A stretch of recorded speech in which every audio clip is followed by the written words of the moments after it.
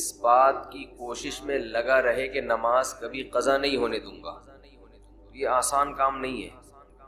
ہر حکم میں چھٹی ہوتی ہے، آپ آفس جاتے ہیں ہفتے میں 6 دن، 1 دن، درمیان میں اور بھی چھٹیاں آتی ہیں، قائد اعظم ڈے آ گیا، علامہ اقبال ڈے آ گیا، شاہ عبداللطیف پٹائی کا دن آ گیا، بھٹو کی شہادت کا دن بھی ہو سکتا ہے۔ جتنے سیاستدان دنیا سے جاتے رہیں گے ان کی چھٹیوں کی تعداد بڑھتے بڑھتے 2-4 دن رہ جائیں گے آفس ورک کے لیے۔ تو ہر کام میں چھٹی ہوتی ہے۔ نماز جب سے شروع ہوئی موت تک ایک دن بھی ایسا نہیں ہے جس میں قضا کرنے کا حکم۔ تو اتنی پابندی جب کسی حکم کی ہوتی ہے تو انسان بعض دفعہ تھکنے لگتا ہے، پھر اس میں جماعت کی پابندی کرنا۔ اس لیے قرآن نے کہا وَإِنَّهَا لَكَبِيرَةٌ إِلَّا عَلَى الْخَاشِعِينَ، یہ نماز ایک مشکل کام ہے، یعنی اللہ کسی حکم کو مشکل خود سے نہیں کہتا۔ نماز کی پابندی کو اللہ کیا کہہ رہے ہیں؟ یہ ایک مشکل کام ہے، الا علی الخاشعین، مگر ان لوگوں پر۔ فہد بھائی موبائل کو نہ دیکھیں، بیان سنیں، ٹھیک ہے نا؟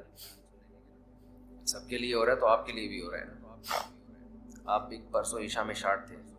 وَإِنَّهَا لَكَبِيرَةٌ، یہ مشکل کام ہے، الا علی الخاشعین، مگر ان لوگوں پر جن کے دل میں اللہ کا خوف ہے۔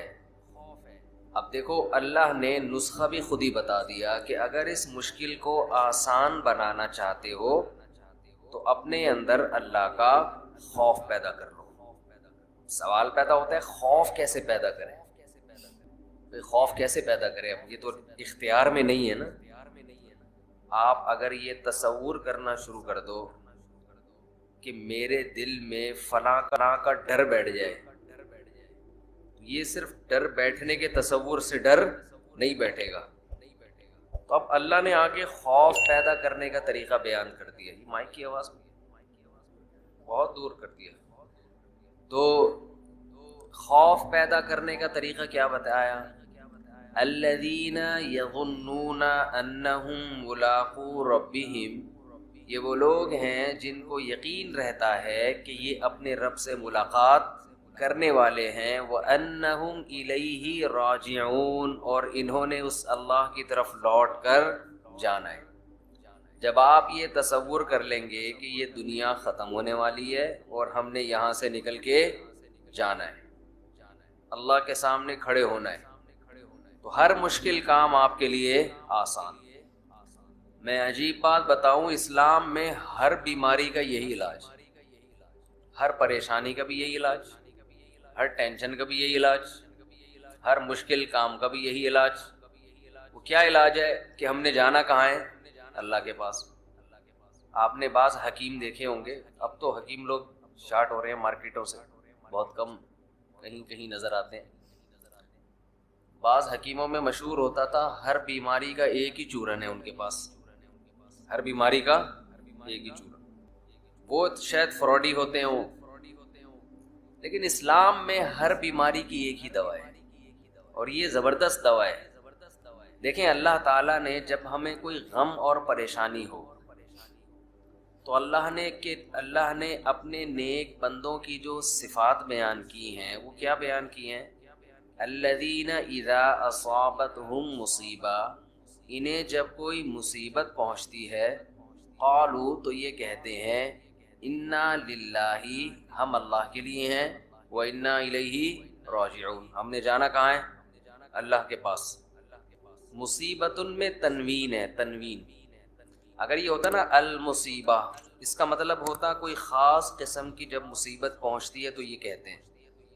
خاص قسم کی مصیبت کچھ بھی ہو سکتی ہے، لیکن یہاں ہے مصیبت، کسی بھی قسم کی مصیبت، کسی بھی قسم کی ٹینشن، کوئی پریشانی، پیسے لے کے بھاگ گیا، کاروبار میں نقصان ہو گیا، بیماری آ گئی خطرناک، بچے نافرمان ہو گئے، ہر ٹینشن کا ان کے پاس علاج کیا ہے۔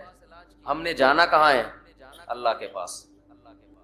تو یہ نیک لوگوں کی اللہ نے علامت بیان کی ہے کہ ان کے پاس ہر ٹینشن کا ایک ہی چورن ہے، ایک ہی دوا ہے۔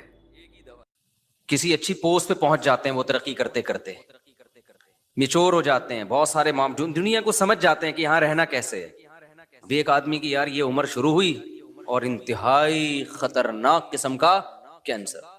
انہوں نے بتایا میرا پورا گھر بک گیا، جائیدادیں بک گئیں، سب زیرو پہ آ گیا میں، اور ٹھیک پھر بھی نہیں ہوا. تو بتاؤ تو ناکام ہے کہ نہیں ہے دنیا کے لحاظ سے؟ کہ نہیں بھائی، اگر آپ اس کو مسئلہ سمجھو گے تو ناکام ہو. اگر آپ یہ سمجھتے ہو نا کہ ہمارا اصل مسئلہ صحت ہے، جو صحت مند نہیں ہے وہ ناکام ہے، اگر یہ مسئلہ کو مسئلہ سمجھو گے تو پھر کیا ہے؟ پھر یقیناً ناکام ہے. لیکن بھائی اگر مسئلہ آخرت ہے تو اللہ نے ہمیں بتایا کہ ایوب علیہ السلام تو اس سے زیادہ بیمار تھے. ایوب علیہ السلام اس سے زیادہ بیماری میں، ان کی بہت شدید تکلیف میں زندگی گزری ہے. تو اللہ کسی کو صحت دے کے آزماتا ہے، کسی کو بیمار کر کے آزماتا ہے. خدا کی قسم جب میں کسی بیمار کو دیکھتا ہوں نا تو میں ڈرتا اپنے آپ سے ہوں کہ اللہ نے ہمیں صحت دے دی، اس کی آزمائش کم ہے، اس سے ایک سوال ہوگا کہ تو نے اس بیماری میں ناشکری تو نہیں کی، حرام کی طرف تو نہیں گیا. ہم سے 20 سوال ہوں گے، کیونکہ بیمار آدمی برائیوں سے بچتا ہے، صحت مند کے لیے برائیوں سے بچنا بہت مشکل. نبی صلی اللہ علیہ وسلم نے فرمایا اذا ابتلیت عبدی بحبیبتیہ فصبر عوضتہما منہما الجنہ. بخاری مسلم کی حدیث، نبی نے فرمایا کہ اللہ کہتے ہیں کہ جس کی میں نے دونوں آنکھوں کی بینائی لے لی، اس نے صبر کیا، کوئی ناشکری نہیں کی، تو میں اس کو اس کے بدلے میں جنت دوں گا. کیونکہ نابینا آدمی کے پاس ایک ہی ہے، وہ نہ فحش فلمیں دیکھ سکتا ہے، نہ وہ زنا کی طرف جائے گا، بد نظری ہوتی ہے پھر آگے زنا ہوتا ہے نا، نہ وہ نامحرم عورتوں کو دیکھے گا. 20 قسم کے گناہوں سے اللہ نے اس کو بچا لیا ہے. تو آخرت پر اگر یقین ہو نا تو آپ کو نابینا پہ ترس نہیں آئے گا، آپ کو آنکھوں والوں پہ ترس آئے گا. بھئی اس کا تو حساب، کیونکہ اس سے نماز روزے کا سوال ہوگا، وہ آسان ہے. آج جن بے حیائی کے کاموں میں، فحش فلموں میں اور پتہ نہیں بد نظری اور کس قدر برائیوں میں لوگ پڑے ہوئے ہیں، یہ ساری آنکھ کی نعمت کی ناقدری ہے یا نہیں ہے؟ تو آپ کا نا سوچنے کا اسٹائل چینج ہو جائے گا اگر آپ آخرت پہ یقین رکھتے ہو. سوچنے کے معیارات ہی بدل جائیں گے. میں نے جس کینسر کے پیشنٹ کو آج دیکھا نا تو اس لحاظ سے تو ترس آتا ہے انسان پہ کہ بھئی وہ بیچارہ تکلیف میں ہے اور زندگی سے لڑ رہا ہے. حقیقت بتاؤں، میں اپنے بارے میں سوچ رہا تھا کہ شاید یہ ہم سے زیادہ خوش قسمت ہے. ہمیں اللہ نے صحت دی ہے، آنکھیں دی ہیں، کان دی ہیں، بولنے کے لیے زبان دی ہے، سارے جسم کے جو بھی ہمارے آرگن ہوتے ہیں صحیح چل رہے ہیں. یہ اتنی بڑی نعمت ہے، اربوں خربوں روپے دے کے بھی یہ نعمت خریدی جائے نا تو کم ہے. یہ آپ سے کوئی بتاؤ ایک آنکھ کا 1 کروڑ روپے لگائے کہ 1 کروڑ روپے دے گا تو تیری آنکھ کی بینائی رہے گی، ورنہ نہیں. سارا دن آپ بھیک مانگتے رہو گے 1 کروڑ اکٹھے کرنے میں. پلاٹ بیچو گے، مکان بیچو گے، جائیدادیں بیچو گے، یار بینائی سے زیادہ اہم نہیں ہے. آپ کی زبان میں ذائقے کی صلاحیت ختم ہو جائے، کھانے پینے کی لذتیں آپ کے لیے بولو ختم. کوئی کہے کہ 1 ارب روپے